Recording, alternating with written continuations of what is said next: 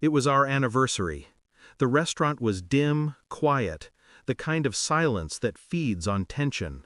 She didn't bother with pleasantries, just tossed a stack of papers across the table like they were crumbs.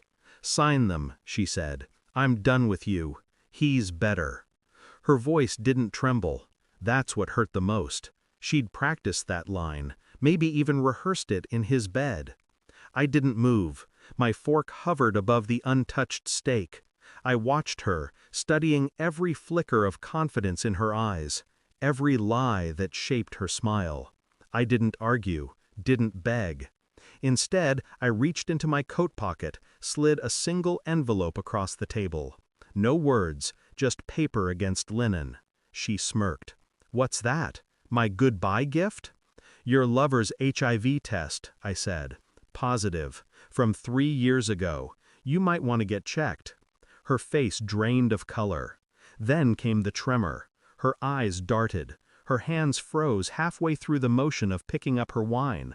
She collapsed before the glass hit the table. And as the restaurant erupted around us, voices shouting, chairs scraping, I just sat there, watching the pieces fall exactly as planned. It hadn't started that night. It started months earlier, quietly, like rot behind a wall. Late calls she claimed were from work, perfume that wasn't hers, a distance in her eyes when she looked at me, as if she were rehearsing her escape. I'd built a life around trust, and she used it like a weapon. One night, while she showered, her phone lit up on the counter. Just a name, E. No picture, no context. But my instincts screamed. The next day, I checked our joint account. 2 hotel charges, different dates, same location. She'd always said she was traveling for training sessions. The irony wasn't lost on me. When I confronted her, subtly, cautiously, she laughed. "You're paranoid. You need to get a hobby." So I did. My new hobby was truth. I didn't rage. I observed. I tracked her movements, her messages, her excuses. Every lie she told, I marked it down like a soldier counting casualties. I found him, Ethan, a financial advisor, married twice, always smiling in photos. Smug. Empty eyes. I followed him once. He met her at a cafe downtown, hand brushing hers like it was routine. She laughed in a way I hadn't heard in years. That sound carved something open inside me. I didn't confront him. I didn't need to. I already knew the truth. But truth wasn't enough. I needed proof that would burn. A friend of mine from med school owed me a favor, a quiet one. He ran Ethan's name through the hospital database, then sent me a file with a single note. "You'll want to sit down for this." Positive. 3 years, untreated. My hands didn't shake when I read it. Just a slow exhale. Calm. Certain. I printed the file, put it in the envelope, waited. Our anniversary was approaching. Fitting, I thought. Every betrayal deserves its stage. That night, she dressed beautifully. Red dress, diamond earrings. Trying to play her part to the end. "Happy anniversary," she said. Empty eyes, empty words. I smiled.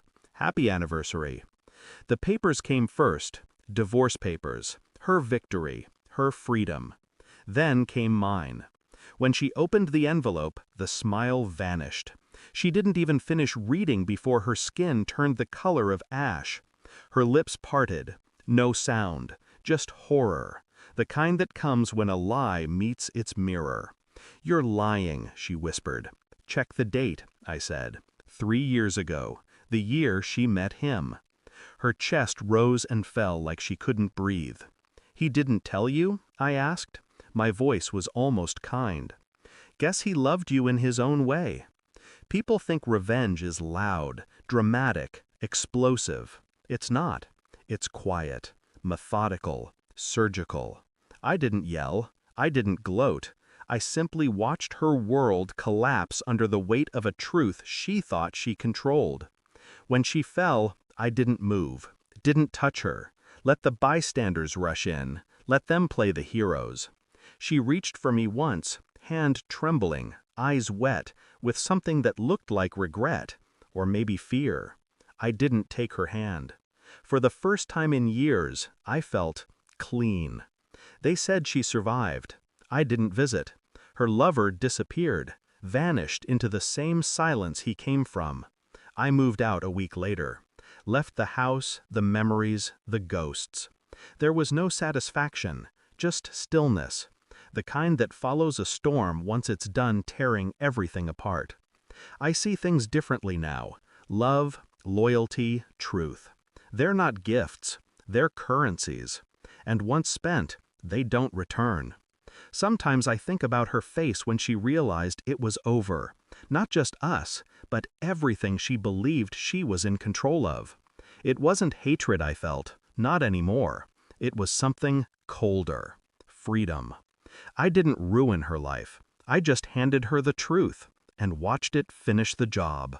Thanks for watching. Don't forget to like, share, and comment. Subscribe now to Cheating Stories Insight World for more amazing stories.